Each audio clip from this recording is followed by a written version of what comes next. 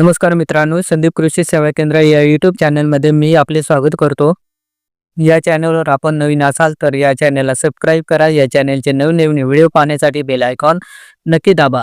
आपणास व्हिडिओ आवडल्यास लाईक आणि शेअर अवश्य करा. तर मित्रांनो, भारतीय हवामान खात्याकडून लवकरच मान्सूनचा परतीचा प्रवास जाहीर केला जाणार आहे. त्याची प्राथमिक चिन्ह राजस्थान आणि पंजाब या भागातून आधीच दिसू लागली आहेत. राजस्थान व गुजरातच्या पश्चिमेकडील भागात पावसाचं प्रमाण लक्षणीयरित्या कमी झालं आहे. त्याचवेळी पूर्व भारतात देखील आणखी एक कमी दाबाचं क्षेत्र तयार झालेले असून ते हळूहळू अंतर्गत भागाकडे सरकत आहे. त्यामुळे एकूणच महाराष्ट्रात पावसाचं प्रमाण वाढण्याची शक्यता आहे. GFS मॉडेलच्या अंदाजानुसार आज मराठवाडा व पश्चिम महाराष्ट्रात 2 कोटी दृश्य पावसाची शक्यता आहे.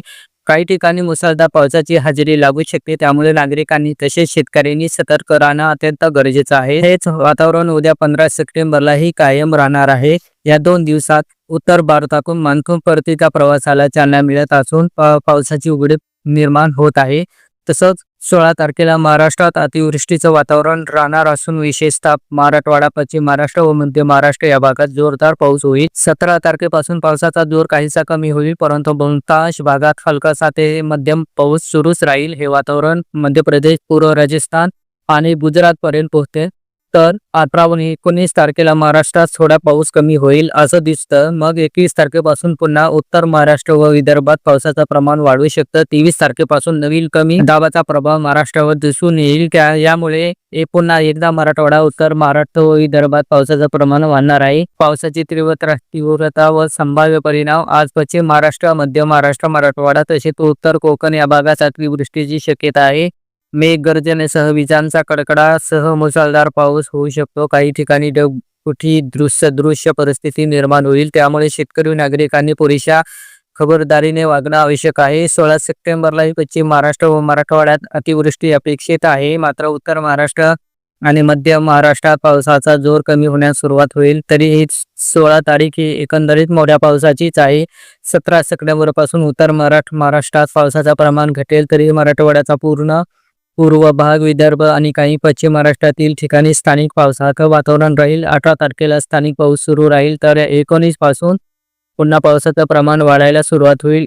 20 सप्टेंबरला घाटमाथ्यावर आणि पर्जन्य छायेतल्या प्रदेशात मुसळधार पाऊस अपेक्षित आहे. बंगालच्या उपसागरातून आणि अरबी समुद्रातून येणारे वारे एकत्र येत असल्यामुळे या भागात पावसाची तीव्रता वाढणार आहे. तसंच 23 व 24 सप्टेंबरला महाराष्ट्रात पुन्हा एकदा पावसाचं प्रमाण जास्त होईल. गोवा परिसरात कमी दाबाचं क्षेत्र विकसित होण्याची शक्यता आहे.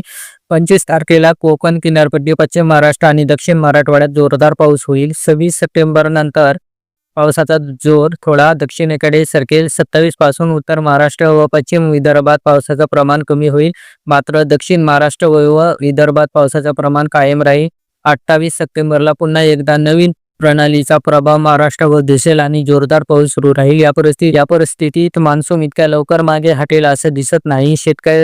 शेतकऱ्यांसाठी सूचना की सोयाबीन, कापूस व मका पिकांच्या शेतात पाणी साचणार नाही याची काळजी घ्या. तसंच धानाच्या शेतात पाणी व्यवस्थापन योग्य ठेवा. विशेषतः जोरदार पावसाच्या काळात पीक पिवळं पडू नये यासाठी निचरा आवश्यक आहे.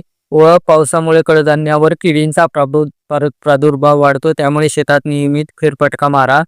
घरगुती जनावरांना ओलसर वातावरणापासून वाचवा. गोठ्यांची स्वच्छता ठेवा आणि जोरदार पावसाचं वीज पडण्याचा धोका असल्याने शेतात काम करताना मोठ्या झाडाखाली थांबू नका. तर मित्रांनो, 19 सप्टेंबर महिन्याच्या अखेरपर्यंत महाराष्ट्रात पावसाचं सातत्य राहणार आहे. काही दिवस पाऊस कमी होईल, पण लगेचच नव्या प्रणालीमुळे पाऊस पुन्हा वाढेल. त्यामुळे शेतकऱ्यांनी हवामान अंदाजावर लक्ष ठेवून नियोजन करणं गरजेचं आहे. तर आपल्याला ही माहिती महत्त्वाची वाटली असेल तर लाईक करा, शेअर करा आणि आपल्या लाडक्या संदीप कृषी सेवा केंद्र या चॅनलला सबस्क्राईब करा. धन्यवाद. जय जवान, जय किसान.